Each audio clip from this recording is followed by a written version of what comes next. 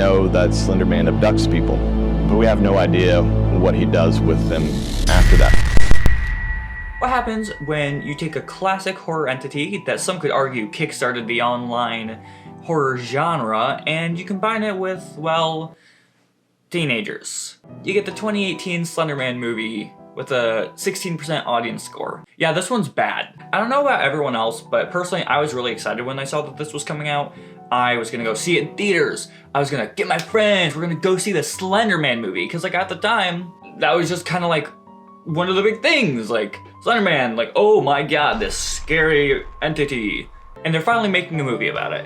It's gotta be good, right? By no means was this movie good. Hell, if I could even call it decent, I wouldn't be sitting here making a video about it. I mean, it's just that bad. I mean, after I even started thinking about making this video, I rewatched it last night just to kind of see if maybe it was worse in my head. Maybe I was reimagining how bad it was. Maybe it actually isn't that bad.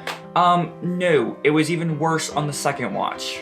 So, I've always been kind of drawn to the horror genre. I mean, it's the main games I'm going to be playing on my gaming channel, go subscribe. And I don't know, I just think it's very fascinating. It's not in any kind of weird way, but like, it's just like, I think it's just interest in the unknown. And like, it's obviously not real and I'm not going to believe it's real, but it's still cool to me. So like I said, when I saw the Slender Man movie was coming out, I had high hopes because it's like, I felt like it was a big deal taking on Slender Man, and they kind of fucked it up.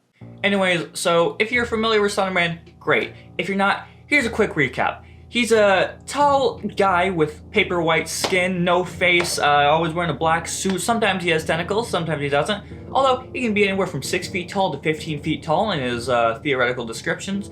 So, he'd be dunking on your ass real quick if he were real. He was one of the first horror entities that kind of really jump-started the, like, creepypasta genre of horror. So, props to big ol' Slendy for that. That's kinda cool of him.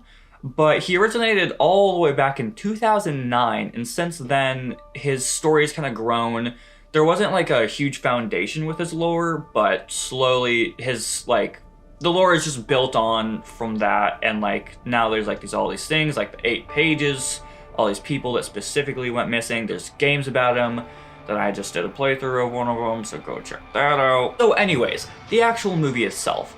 The movie does have its basis in the lore of Slender Man that people have kind of collectively gathered as true to his story, at least in the sense that he stalks his victims and doesn't usually directly attack them. More so, it's kind of like a mental torment. If it were done right, this would have been terrifying. It was kind of just cringy to watch. The VFX are good in some scenes, but other scenes, it just looks awful. Like, it's really inconsistent. There clearly was a budget issue there. And in classic 2018 depiction of teenager style, we open on the group of teenagers talking about a Twitter poll and how they want to stay the same age forever and live in a house together.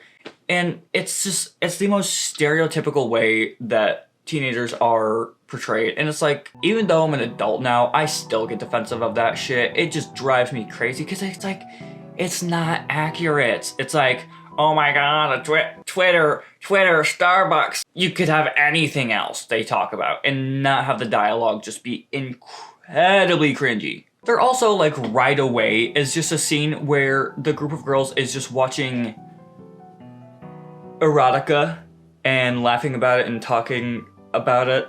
One question for the director, why is that important to the scene? Why is that important? I don't understand it. That didn't feel advansive to the plot. There's also, like, right away a lot of hinting of like dark and edgy themes, yet again back at it with like the stereotypical teenager, edgy teenager. Specifically one of the characters is just like has really dark humor. Spoiler alert, she's the first one to go missing because of Slender Man. But like, at some point, the two girls are like reacting to a video of a cat online, which of course, they went full force with the internet humor. It didn't work very well. But they're watching this cat video and they're like, oh my God, it's so cute. And the woman's like, it'd be even cuter if it exploded. No! No! Some of the characters' humors is just really dark and it just feels so, forced.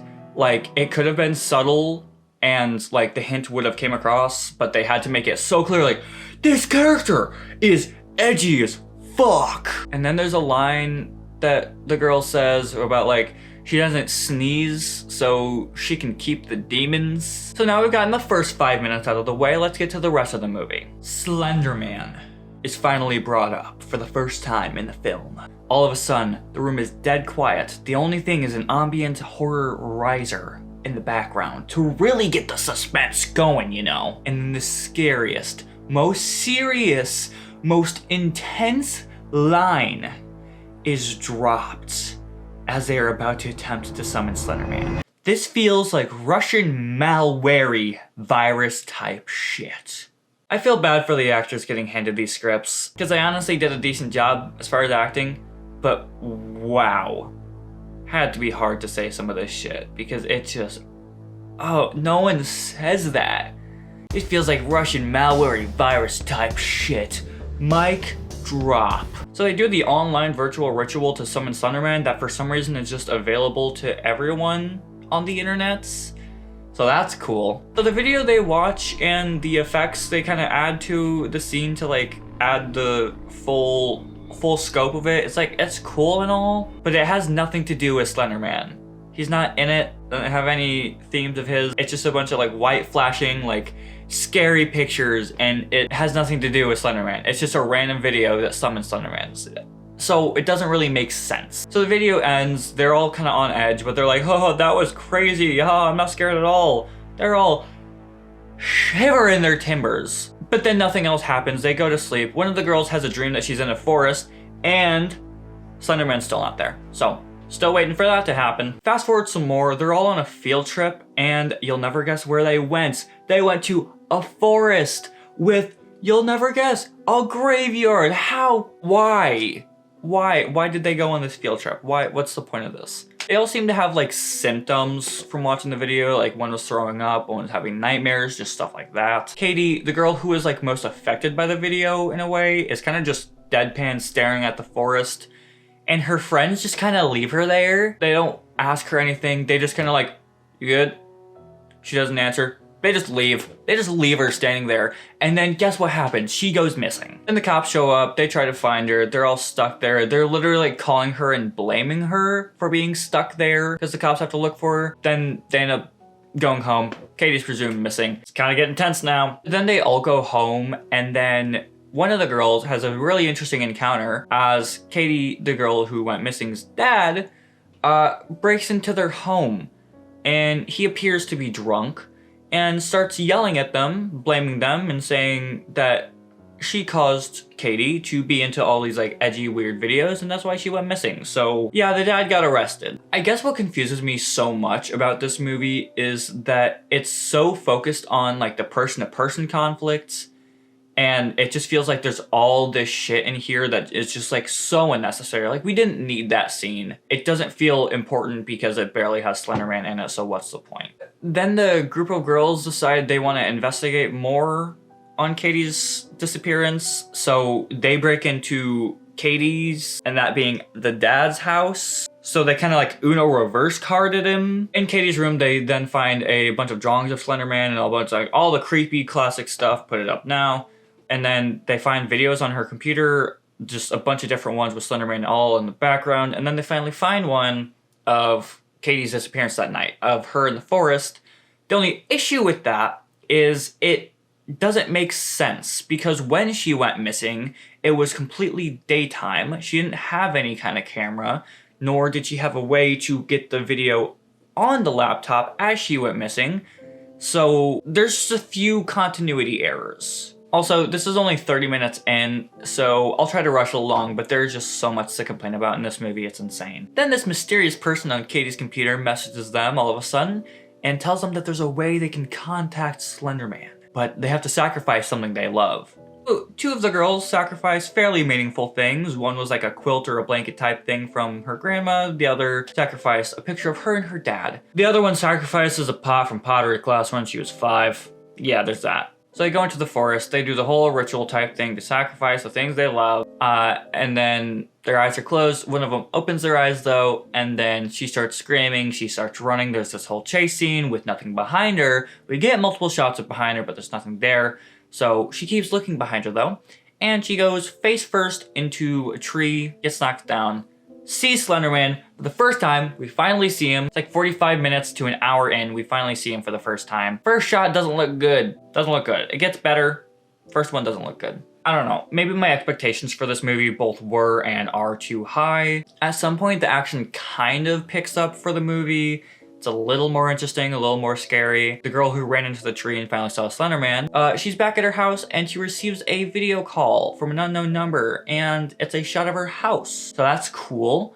But it's the perspective is slowly moving in, going through her house, and then it goes up her stairs, and then she like closes the door, gets back up, is really scared, obviously, and then Slender Man's behind her. We don't see her again. And right after that, another girl from the group, Ren, is in the library and starts having really weird visions. The whole location is kind of like warping in on her. Slender Man's there. She's kind of scared, you know? Yeah, it's this really weird, creepy VFX scene where like all of a sudden her face is like Slender Man's face. She can't breathe. And then she's just back to reality in the library, panicking on the floor, going berserk. But I don't know, the VFX of this scene with the library kind of warping in and having Slender Man there, it was kind of cool. Slender Man just looks really off, like he doesn't look scary at all, so it's... I don't know. This movie just feels like a basic cut and paste high school teenage group action movie. They just chose the wrong music and ambiance. It doesn't feel like a Slender Man movie. It feels like a high school movie. Speak of the devil, there's a highly unnecessary makeout scene where the girl is freaking out all of a sudden because the guy's face morphs into Slender Man. Like I said, cut and paste high school movie. And the two remaining girls of the group have more nightmares, and there's this big buildup where more symptoms are happening and they're still struggling. The suspense is killing me out of boredom. One of the girls is pregnant and has tentacles protruding from her stomach. Oh wait, another nightmare. So if you want to know how the movie ends, keep on watching. If you don't want to know and you want to watch it for yourself, first of all, I'm sorry. Second of all, skip till the end. Basically, the movie ends with Slender Man targeting the remaining girl of the group's sister. That girl, Ren, sacrifices herself to Slender Man to save her sister. So the four main girls of the group ended up dead. That's kind of it. It just kind of ends with that. It's nothing crazy. It's a bland ending. She kind of just walks into the forest and is like, hey, what's up? What's up, Slendy? It's confusing and the plot is just very meh. It just feels like they kept adding on stuff that needed to happen, but there was no explanation for why it needed to happen or explanation for anything happening. It's just a really confusing movie. Again, maybe Slender Man just isn't the greatest concept to make a movie about. Maybe I'm being too harsh. Go watch it if you can or you want to. It's probably not as bad as I'm making it out to be. If its goal was to scare its audience, it didn't do a good job, especially with me and my friends. But I don't know, go watch it if you're able to, if you want to. Come back here, let me know what you think. Or if you have seen it, let me know what you think. So that's all I got for this video. I hope you liked it. And if you did, why not leave a like to the video and consider subscribing. Check out the other videos I have on my channel. See if you would want to stick around. My goal is to be to 300 subscribers by the end of October. That's kind of my like short-term goal. 500 by the end of the year would be awesome. Subscribing means that's one step closer to this being my full-time job, which is the big-time goal. But yeah, let me know what other stuff you'd want to see on the channel, and I'll see you all in the next video. Bye!